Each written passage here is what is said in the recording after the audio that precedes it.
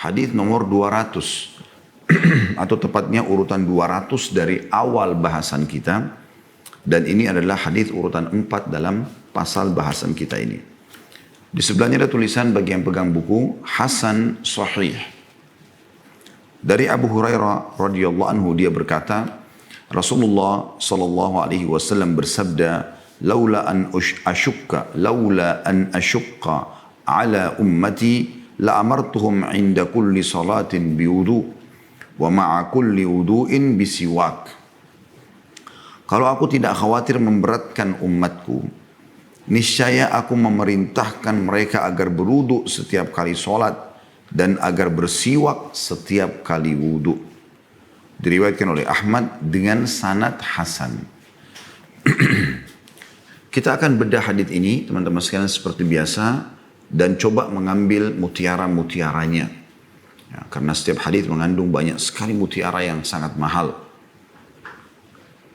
Sabda Nabi SAW, laula an ashukka ala ummati. Kalau aku tidak khawatir memberatkan umatku. Ini pelajaran pertama dan mutiara yang pertama yang kita bisa ambil. Ulama mengatakan ini menandakan cinta Nabi SAW terhadap umatnya. Karena perkataan beliau, kalau aku tidak khawatir memberatkan umatku. Artinya bisa saja beliau terapkan dan sampaikan ini sebagai sebuah kelaziman dan keharusan, kewajiban. Tapi beliau khawatir nanti memberatkan umatnya.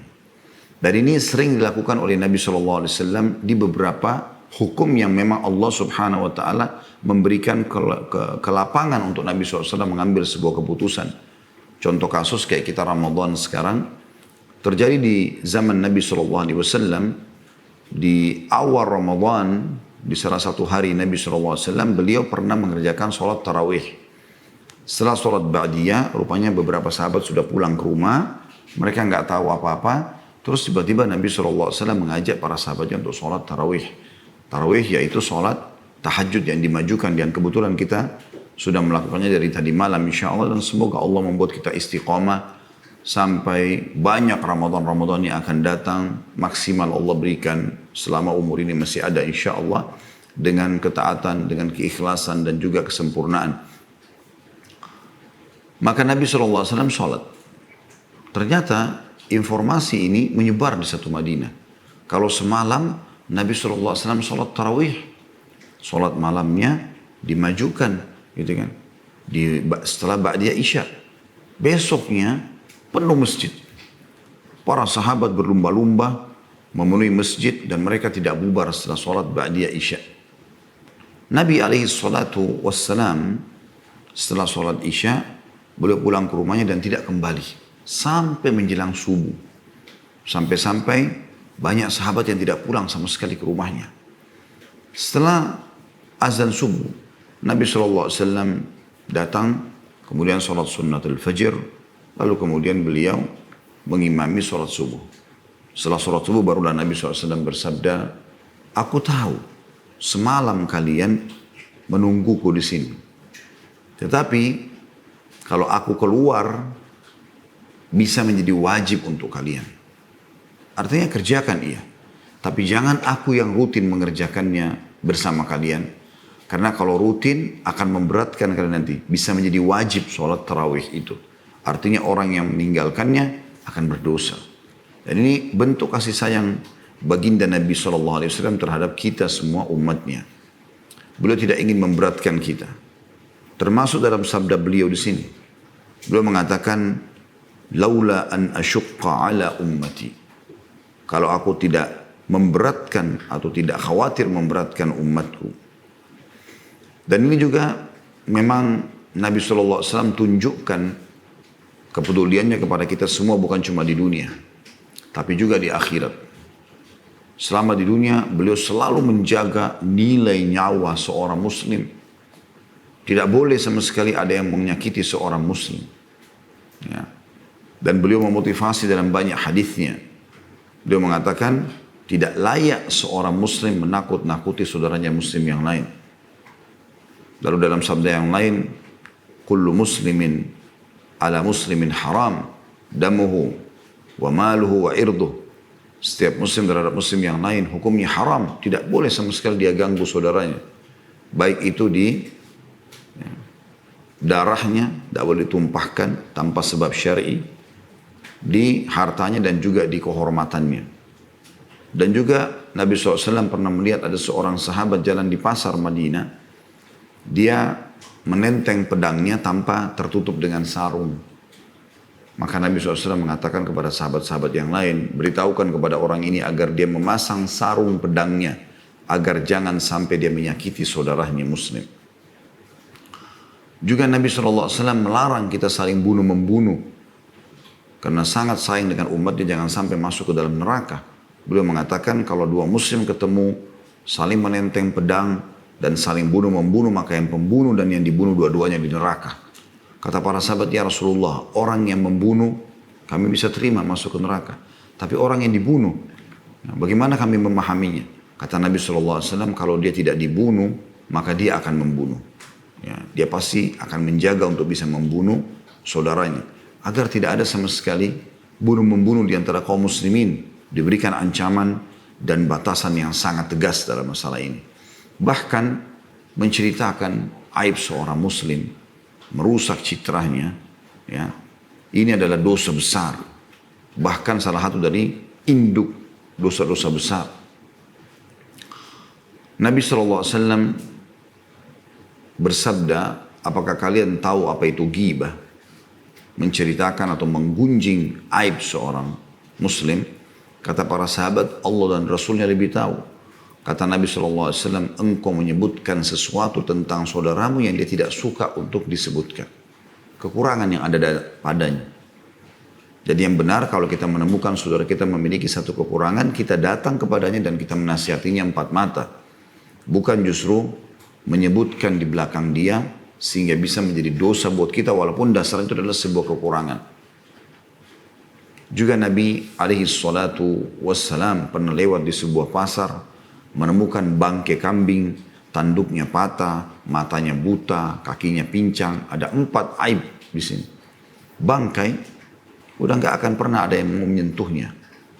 Kemudian tanduknya patah, kemudian matanya buta, kemudian kakinya patah. Kata Nabi SAW, siapa yang mau beli ini? Kata para sahabat, ya Rasulullah, siapa yang mau, ini sudah jadi bangkai. Maka Nabi SAW bersabda dalam hadis ini dengan kata-kata yang sangat tegas. Beliau mengatakan, ketahuilah seseorang di antara kalian memakan bangkai ini jauh lebih ringan baginya dibandingkan dia menceritakan aib saudaranya muslim. Juga dalam riwayat yang lain, kenapa tadi saya katakan induk dosa besar? Karena dalam sebuah hadis disebutkan kalau induk dosa-dosa besar itu masuk dalamnya dari 7 atau 10 induk dosa besar riba, memakan riba. Namun ada sebuah hadis yang lain yang berbunyi kata Nabi SAW, riba itu 72 pintu, 72 tingkatan, riwayat lain 73. Yang paling rendahnya setara dengan seseorang berzina dengan ibunya sendiri. Dan yang paling atasnya ya, itu setara dengan seseorang mencoreng ya, kehormatan saudaranya muslim. Jadi Anda bisa bayangkan kalau riba itu 73 tingkatan atau 72 tingkatan, yang paling rendahnya sudah seperti tertingginya di bab zina, yaitu seperti berzina dengan ibu sendiri atau mahram. Berarti tingkat keduanya lebih berat, tingkat ketiga lebih berat, tingkat keempatnya lebih berat. Tapi Nabi SAW langsung ke tingkat yang tertingginya. 72 atau 73-nya sambil beliau mengatakan, dan yang paling tertingginya, yang paling berat hukumannya, padahal jelas-jelas zina adalah induk dosa besar. Riba induk dosa besar, tapi riba lebih berat daripada zina. Kemudian Nabi SAW mengatakan tingkat tertinggi daripada riba itu adalah setara dengan orang mencoreng kehormatan saudaranya muslim. Anda bisa bayangkan bagaimana itu. Jadi umat ini adalah umat yang harus dimuliakan. Dan Nabi SAW menjaga sekali kehormatan umat ini. Di dunia, dan terlalu banyak kalau kita ingin bahas berhubungan dengan masalah apa yang kita sedang sampaikan, yaitu bagaimana Nabi SAW menjaga umatnya di dunia ini. Begitu juga dengan di akhirat. Ya, begitu juga dengan di akhirat.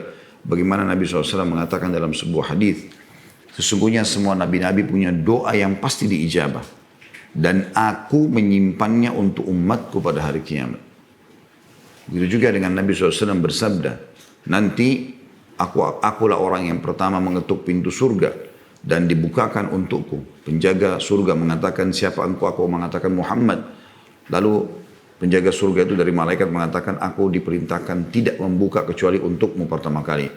Maka dibukalah. Lalu kata Nabi SAW, aku masuk ke surga lalu aku temukan Al-Jabbar, Allah yang maha perkasa di hadapanku, lalu aku sujud dan aku mengatakan, ya, dan Allah mengatakan, hai Muhammad, mintalah kau akan diberikan. Maka kata Nabi SAW, aku mengatakan, ya Allah, umatku. Maka pada saat itu Allah Subhanahu wa taala mengatakan, pergilah kau ke neraka, keluarkan dari umatmu siapa yang memiliki seperti besarnya dirham, koin dirham.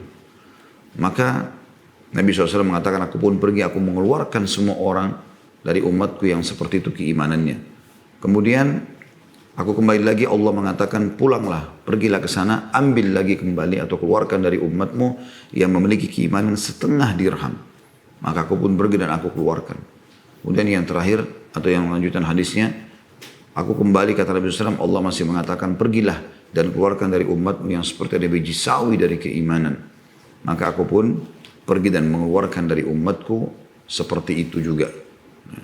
Ini adalah bagaimana Nabi SAW atau bentuk cinta Nabi SAW kepada kita. Makanya beliau mengatakan, kalau aku tidak memberatkan, aku khawatir nanti memberatkan umatku. Kalau tidak, aku akan terapkan itu sebagai sebuah kewajiban. Gitu kan. Selanjutnya potongan yang kedua, dan ini yang kita ingin garis bawahi tentunya, la amartuhum inda kulli salatin biwudu. Maka aku akan perintahkan mereka agar setiap kali mau sholat mereka wudu. Mungkin Anda mengatakan, ya pasti kita juga tahu, Ustadz, kalau seandainya mau sholat harus wudu. Itu kan syarat mutlak. Karena kata Nabi SAW dalam hadis yang lain, la tuqbalus sholatu bila tahur. Tidak akan diterima sholat tanpa ada wudu, gitu kan? Tanpa bersuci. Namun yang dimaksudkan dalam hadis ini teman-teman sekalian, bukan itu, karena itu adalah sebuah syarat mutlak. Yang dimaksud adalah, aku ingin umatku setiap kali mau sholat, walaupun punya wudu, wudu lagi. Makanya hadis ini dimasukkan oleh Al-Mundhiri rahimahullah, pemilik buku ini, di dalam anjuran menjaga dan memperbaharui wudu. Potongan ini mengisyaratkan tentang masalah itu. Makanya Nabi SAW kalau kita gabungkan hadisnya ini bersabda, laula an asyqa ala ummati la amartum inda kulli salatin biwudu. Kalau aku tidak khawatir memberatkan umatku, aku akan suruh mereka selalu berwudu setiap kali mau sholat. Artinya walaupun mereka dalam keadaan wudu, yang mereka sudah jaga, tetap wudu lagi. Mungkin teman-teman ada yang bertanya, untuk apa wudu lagi, kan masih ada wudunya. Maka kembali kepada keutamaan wudu yang sudah banyak kita sebutkan. Seperti misalnya hadis Nabi SAW yang berbunyi, waktu beliau mengatakan, aku ingin sekali melihat saudara-saudaraku, kata para sahabat Nabi Ridwanullahi alaihim, ya Rasulullah, kami saudara-saudara Anda. Kata Nabi SAW, bukan, kalian adalah sahabat-sahabatku. Saudara-saudaraku yang akan datang sepeninggalku nanti. Setelah ini, kata para sahabat, bagaimana Anda mengenal mereka ya Rasulullah? Kata Nabi SAW, mereka akan datang pada hari kiamat, dari tempat-tempat uduk mereka keluar cahaya yang terang.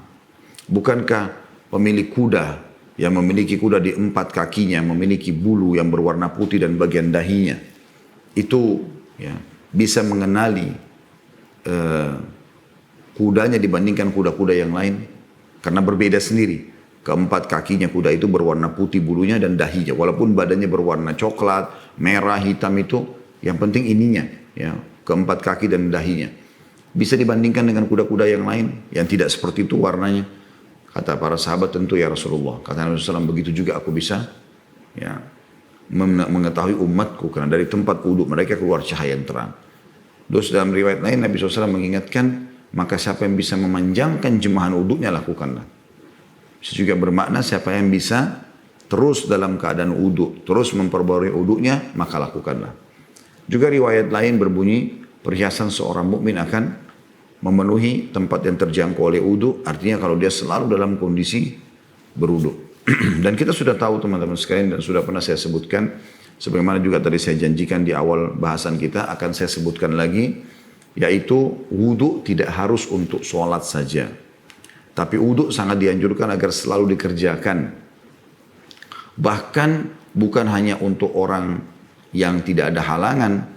Orang yang ada halangan pun misalnya seperti wanita haid, nifas, ya, mereka boleh berwudu, bukan tidak boleh berwudu, ya.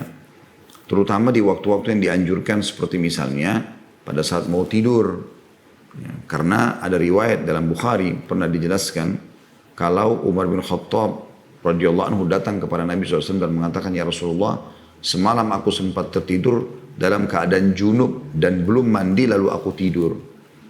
Nanti menjelang subuh baru mandi maksudnya, ya. Maka Nabi SAW mengatakan tidak masalah asal kau uduk dulu sebelum tidur. Perhatikan di sini Umar bin Khattab dalam keadaan junub. Dia harusnya mandi dulu. Tetapi Nabi SAW mengizinkan beliau kalau mau tidur untuk uduk dulu, baru nanti mandinya diterlambatkan, gak masalah. Seperti itulah. Dan kita tahu juga sementara kita mandi junub, dianjurkan berwuduk. Cuci telapak tangan, cuci kemaluan, kemudian uduk seperti uduk sholat. Ini juga dikerjakan berarti bukan hanya untuk sholat, gitu kan. Kemudian juga kita dianjurkan menjaga wudhu agar pas pada saat wudhunya selesai atau wudhunya batal, maka dia selalu perbaharui wudhu, ya. Dan ini sudah kita jelaskan banyak sekali di bab sebelumnya, ya. Kalau yang pegang bukunya dan mengikuti ini dari awal, Anda tentu bisa kembali kepada bahasan kita sebelumnya, ya. Begitu banyaknya hadis-hadis tentang masalah wudu, ya, tentang masalah wudu yang sudah kita sebutkan keutamaan-keutamaannya. Kemudian juga Anda dianjurkan berwudu pada saat akan mengulangi biologis itu sendiri.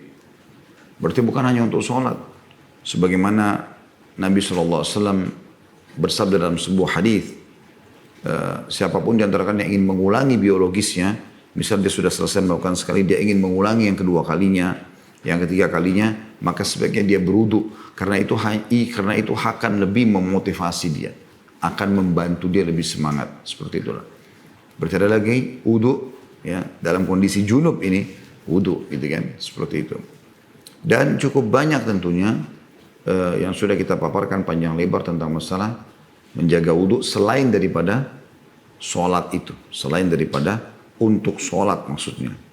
Jadi kita kembali kepada makna hadis tadi. Makna hadis ini teman-teman sekalian adalah, kalau aku tidak beratkan umatku, maka aku akan memerintahkan mereka agar selalu perbaharui wudu setiap kali mau sholat, walaupun mereka dalam kondisi punya wudu, ya. Jadi di sini bukan yang dimaksud adalah wudu kalau setiap mau sholat. Karena kalau itu yang difahami, seakan-akan di sini boleh saja orang tidak wudu kalau mau sholat. Gitu kan? Karena Nabi SAW mengatakan, kalau aku tidak memberatkan umatku, maka aku akan suruh mereka wudu setiap kali mau sholat. Berarti seakan-akan Nabi memberikan keringanan boleh sholat tanpa wudu. Kalau itu yang difahami adalah wudu sebelum sholat. Gitu kan? Tapi di sini bukan itu, karena memang itu dasarnya wudu sebelum sholat adalah syarat mutlak diterimanya sholat. Yang dimaksud di sini adalah agar mereka memperbaharui wudu itu, walaupun sudah punya wudu, setiap kali mau sholat mereka wudu lagi. Potongan yang ketiga yang terakhir dalam hadis ini adalah wa ma'akul liwudu'in bisiwak. Dan setiap kali berwudu mereka selalu bersiwak, atau agar bersiwak setiap kali mau wudu. Siwak adalah kayu dari pohon arak namanya, ya. Memang dia sedikit pedas dan sudah masyhur manfaat daripada siwak. Dan ini adalah bagian daripada sunnah Nabi alaihi salatu wassalam untuk menjaga apapun yang ada di sekitar rongga mulut kita, ya, agar tidak mengeluarkan bau yang kurang sedap. Dan itu airnya siwak pun bisa menguatkan gusi, ya, gigi. Ini semua manfaatnya sangat besar. Dan sudah tidak asing lagi penelitian berhubungan dengan masalah itu tentunya. Tapi yang ingin kita titik beratkan adalah bagaimana Nabi SAW menyuruh kita agar setiap kali mau wudhu itu bersiwak. Dan ini menandakan menjaga, ya, keharuman mulut, ya, kebersihan mulut, supaya pada saat sholat tahu kita bicara dengan Allah Subhanahu Wa Taala. Bagaimana kalau Anda ingin bertemu dengan pemimpin dunia, saya yakin Anda akan coba, ya, menyikat gigi dengan bersih, menggunakan mouthwash, ya, atau obat kumur. Kemudian Anda mungkin menggunakan lagi spray yang mungkin membuat mulut lebih fresh, lebih segar. Atau mungkin Anda mengunyah permen yang segar. Anda coba menggunakan wangi-wangian yang terbaik, baju yang terbaik pada saat Anda ingin ketemu dengan pemimpin manusia. Padahal sebenarnya dia sama Anda sama saja. Sama saja sebagai manusia. Sama saja. Nggak ada bedanya gitu. Ya, hanya saja dia diberikan kedudukan oleh Allah Subhanahu Wa Taala. Bagaimana dengan pada saat bertemu dengan Allah? Jadi tujuannya bersiwak pada saat mau wudhu, apalagi kalau wudhu untuk sholat, adalah bagaimana menjaga kebersihan mulut pada saat ingin berkomunikasi dengan Allah Subhanahu Wa Taala. Ya. Mengucapkan salam di kiri kanan kepada malaikat pada saat salam. Ini semua agar bau mulut itu terjaga. Makanya di setiap wudhu dianjurkan untuk pakai siwak. Ya. Makna khususnya adalah wudhu untuk sholat. Tapi makna umumnya dianjurkan bersiwak setiap kali wudhu. Dan tentu kalau Anda tidak punya kayu siwak dari pohon arak, Anda boleh menggunakan sikat gigi. Kalau saya tanya teman-teman sekalian, berapa kali Anda sikat gigi dalam sehari? Mungkin yang paling bersih orang di antara kita paling 5 kali. 5 kali itu sudah sangat luar biasa. Mungkin pagi pada saat bangun tidur, mungkin di siang hari setelah makan siang, mungkin malam hari sebelum tidur, ya. Mungkin kalau kita tambah lagi yang 2 ini, orang kalau ekstra bersih, dia setiap kali selesai makan, kalau makan pagi, makan siang, makan malam selalu sikat gigi. Ditambah lagi pada saat bangun tidur dan pada saat mau tidur, jadi sudah 5 gitu kan. Itu dianggap sudah luar biasa bersihnya gitu. Tapi Islam datang menyuruh kita lebih daripada itu. Tahukah Anda teman-teman sekalian, kalau Anda disuruh bersiwak, bisa juga sekarang dengan sikat gigi sampai puluhan kali dalam sehari. Terbukti sabda Nabi SAW ini. Kalau aku tidak beratkan umatku, aku akan suruh mereka untuk, ya, wudhu setiap kali mau sholat, dan di setiap wudhu diikuti dengan siwak. Ada hadis yang lain, kalau aku tidak beratkan umatku, aku akan suruh mereka bersiwak setiap kali mau sholat. Ya, karena di sini sangat berhubungan sebenarnya. Hadis ini mengatakan aku akan perintahkan mereka wudhu setiap kali mau sholat, dan setiap wudhu diikuti dengan siwak. Berarti ada hubungannya antara siwak ini dengan sholat dan wudhunya, gitu kan? Baik wudhu ini untuk sholat secara khusus tadi saya bilang, atau wudhu secara umum, ya, yang Anda kerjakan selain untuk sholat, semuanya diikuti dengan siwak. Baik, kalau kita lihat misalnya 5 waktu sholat kita, ada subuh, duhur, asar, maghrib, isya, dianjurkan bersiwak di semuanya.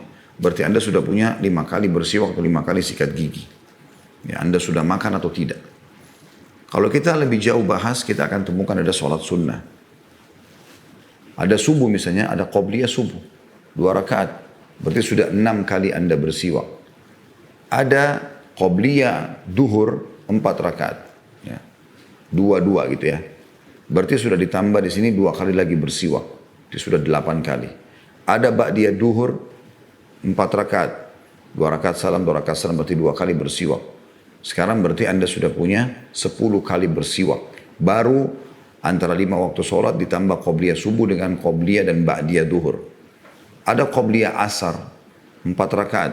Berarti 2 kali bersiwak, 2 rakaat, 2 rakaat. Ini berarti sudah 12 kali. Ada qobliyah maghrib 2 rakaat.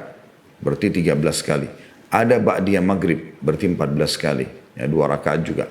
Ada qobliyah isya 2 rakaat berarti sudah, ya, 15 kali. Kemudian ada ba'diyah isya, itu berarti 2 rakaat 16 kali. Anda berarti baru sholat 5 waktu, berikut sholat-sholat rawatibnya, qobliyah dan ba'diyahnya, itu sudah 16 kali Anda bersiwak atau 16 kali Anda sikat gigi.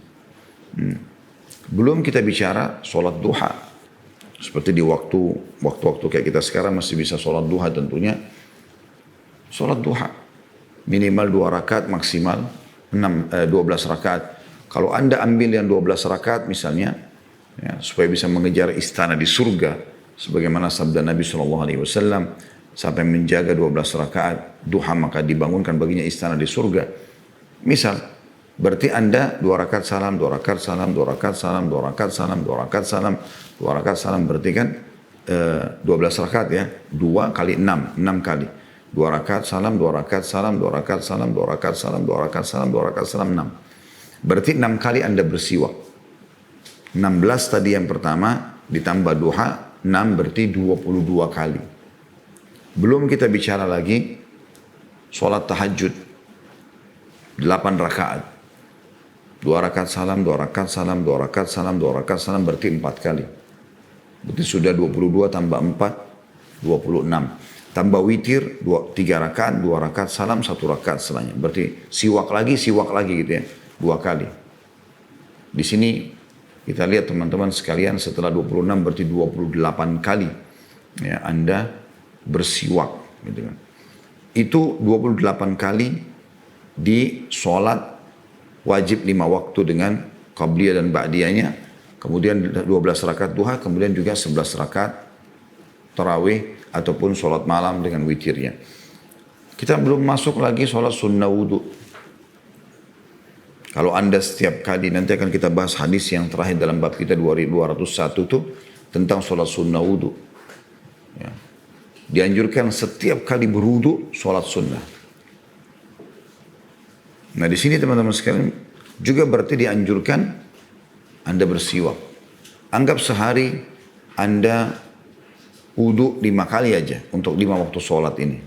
Subuh, duhur, asar, maghrib, isya misalnya. Anda wudu 5 kali Anda sholat. Wudu. Dianjurkan setiap wudu siwak. Berarti ada 5 kali Anda sholat ya, wudu misalnya sehari. Berarti Anda punya 5 kali lagi bersiwak. Ya. Kalau tadi sekitar 28 kalau saya tidak salah hitungan kita, tambah 5 berarti sudah 33. Belum kita bicara sholat tahiyat masjid. Anggap sehari Anda masuk sekali aja di masjid. Misal, walaupun sebenarnya kita punya 5 waktu sholat. Kalau kita masuk masjid ya, subuh, duhur, asar, maghrib, isya. Kalau kita ambil ideanya 5 kali. Kita masuk masjid itu jumlah minimal kena 5 waktu sholat. 33 tambah 5 berarti sudah 38. Ya.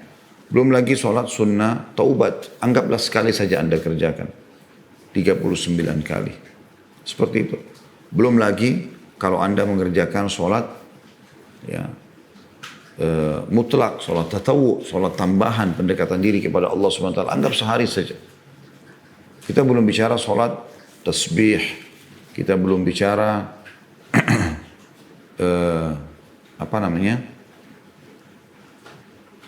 sholat yang lainnya ya, seperti misalnya sholat gerhana, sholat jenazah, ya, kemudian juga sholat istisqa, minta turun hujan, masih banyak. Lebih dari 40 kali Anda disuruh untuk membersihkan mulut sehari. Ini menandakan teman-teman sekalian, syariat ini adalah bagian daripada syariat Allah Subhanahu wa Ta'ala. Bahkan siwak ini adalah perbuatan yang paling dicintai oleh Nabi SAW, dan ini termasuk sunnah beliau yang paling terakhir beliau kerjakan sebelum meninggal dunia. Disebutkan dalam riwayat Bukhari Muslim, pada saat Nabi SAW sudah sakit parah dan beliau berada di rumah Aisyah radhiyallahu anha, dan Aisyah menceritakan radhiyallahu anha kalau Nabi SAW sedang bersandar di paha atau di dadah beliau, ya, kalau salah di daerah pahanya terbaring dan lemah sekali. Masuklah Abdurrahman, adiknya Aisyah, yang menggunakan siwak. Pada saat itu mata Nabi SAW melihat siwak itu. Aisyah pun bertanya, ya Rasulullah, apakah anda menginginkan siwak itu? Kata Nabi SAW, iya. Bukan mengatakan, tapi memberikan isyarat dengan kepalanya, iya. Gitu kan. Maka pada saat itu pun Aisyah meminta dari Abdurrahman, kemudian memotong bekas Abdurrahman pakai, lalu menyiapkannya untuk Nabi SAW. Jadi sedikit ya digunakan alat tajam atau pisau untuk membuat agar siwak itu sedikit lebih ya pecah bagian seratnya supaya mudah untuk dipakai. Lalu Aisyah pun mengatakan, aku pun memasukkan ke mulut Nabi SAW untuk menyiwakkan beliau. Dan setelah itu Nabi SAW mengucapkan kalimat balir rafiqul a'la. Aku memilih ya, bertemu dengan Tuhanku di tempat yang tinggi sana. Maka Aisyah pun menceritakan bahwasanya Nabi SAW pada saat itu diberikan pilihan oleh Allah Subhanahu Wa Taala, apakah dia hidup di dunia ya, dengan umur yang panjang memimpin dunia ataupun beliau meninggal dunia. Maka beliau lebih memilih itu. Tapi saksi bahasan kita setelah menggunakan siwak Nabi SAW meninggal dunia. Berarti menandakan siwak ini sesuatu yang luar biasa. Dan juga kalau anda hubungkan dengan ibadah yang sedang kita bahas yaitu wudu, ini berarti sesuatu yang sangat luar biasa perintahnya. Tentu kalau tidak ada siwak sekali lagi adalah anda bisa menggunakan sikat gigi. Kalau di waktu sekarang masa puasa, apakah boleh sikat gigi Ustaz? Boleh. Tidak ada masalah. Tidak ada larangan masalah itu. Ya, saya pernah mendengarkan fatwa ulama yang disampaikan melalui radio waktu itu ya. Di Saudi waktu masih mahasiswa. Bolak-balik dijelaskan tentang masalah bolehnya seseorang menggunakan siwak. Ya, satu-satunya waktu yang dimakruhkan, bukan dilarang, menggunakan sikat gigi ataupun siwak itu pas di waktu siang, puncak harinya siang hari. Sebelum waktu duhur ya. Ya mungkin sebentar lagi kayak waktu kita akan masuk ini. Itu saja. Ya, itu pun pendapat sebagian ulama. Tapi yang lainnya tetap mengatakan boleh saja. Ya. Asal memang tidak ada sesuatu yang masuk ke tenggorokan kita. Seperti itulah.